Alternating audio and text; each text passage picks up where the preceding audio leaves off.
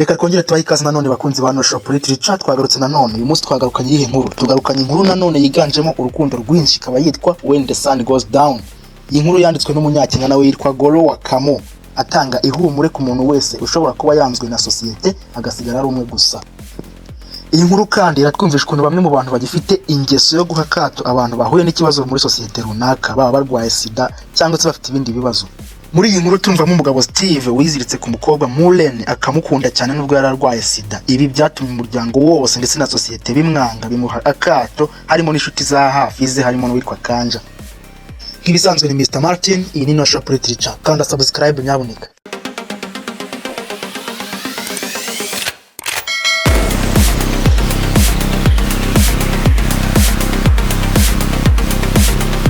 Mwitangira ry'iyi nkuru, umugabo Steve w'umucuruzi abagenda mu mihanda y'iwabo hafi y'amaduka. Abantu baba bahagaze ku mbaraza z'amaduka bari kumuvugaho, ariko bigira nkaho bari kwikorera business zabo, gusa mu by'ukuri baba bari kumuvugaho. Steve ahita ahura n'inshuti ye ya kera Kanja, inshuti ye yo mu bwana, bagasuhuzanya bakaganira ndetse akamusaba ko amuherekeza bakajya mu rugo we ngo amusure. Bagezeyo Steve abaza Kanja ngo amubwire iby'amagambo aba yumva amuvugwaho, ndetse nk'inshuti ye ngo amubwire uko nawe abyumva. Kanja amubwira ko bivugwa ko agiye kurongora Mulen, kandi bakaba bazi ko uwo mugore arwaye sida.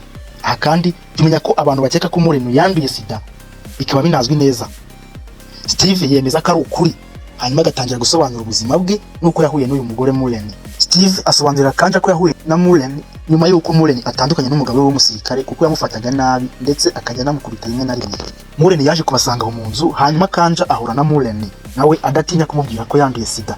Yaje kugaragara nyuma y'igihe amaze kuba inshuti na Steve kandi atwite inda ye. Ni nabwo Steve nawe yagiye kwipimisha bagasanga nawe yanduye sida.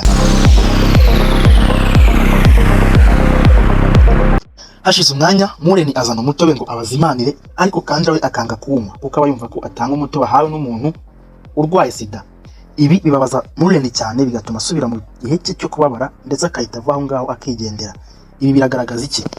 Biragaragaza ko Steve yari yanzwe rwose, kandi n'inshuti ye ya hafi nka Kanja ko yari yanze kunywa umutobe ahawe n'umugore we. Byagaragazaga ko uyu muryango bawuhaga akato gakabije cyane, kumva ko ari ibintu bitari bikwiye muri societe. Ibi byatumye Mulen asubira mu bihe bye bibi by'agahinda gakabije na depression, ndetse ahita ajya kwipfukiranya mu cyumba cye ngo hatagira n'undi umubona. Kanja akimara kwanga umutobe, Steve n'umwana we bahise bawinywera, hanyuma Kanja arasezera arataha, baramuherekeza. Mulen aho yari aryamye yagendaga yitegereza ishusho y'umugabo we n'umwana wabo ko yari nziza, ariko agatekereza impamvu mu muryango we babanga kubera ko barwaye HIV. Steve n'umuhungu we bagarutse basanze Mulen mu gahinda gakabije cyane mu buriri. Ibi byahise binatuma arwara cyane ku buryo byamunaniye no kurya n'ibiryo Steve yamuteguriye byamunaniye. Steve yahise ashaka uburyo yamugeza kwa muganga, ariko abura umuntu umufasha kubera ko abantu bose babangaga. Aha yifashishije umuturanyi wabo witwaga Tom ngo amufashe kumugeza kwa muganga. Bamugejeje kwa muganga basanze afite ikibazo cy'uko nta miti igabanya ubukana amaze iminsi afata. Mulen ageze kwa muganga yarakomeje arwara cyane ndetse agahinda karamwegura, abwira umugabo we ko ashaka kwiruhukira, bisobanuye ko ashaka kwipfira kugira ngo ave mu maso y'abantu bamuvuga nabi bamuha akato kubera ko yashakanye nawe kandi arwaye sida. Mulen kandi yumvaga afite ikimwaro ndetse n'ikibazo cy'uko ari we wazanye iyo ndwara mu muryango. Atangira gusaba imbabazi Steve, ariko Steve we kubera ko yamukundaga ntiyabyitayeho.